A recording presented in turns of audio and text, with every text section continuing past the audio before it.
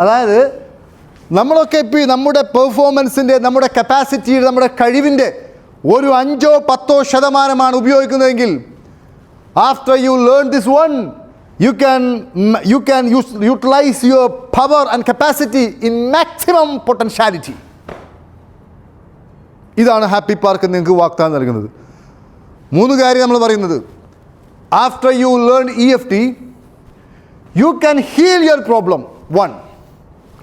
Second, your thoughts, നിങ്ങളുടെ ചിന്തകൾ ഗാന്ധമായിട്ട് മാറും. നിങ്ങളുടെ ചിന്തകൾക്ക് ഗാന്ധശക്തി ഉണ്ടാവും, മാഗ്നറ്റിക് കപ്പാസിറ്റി ഉണ്ടാവും.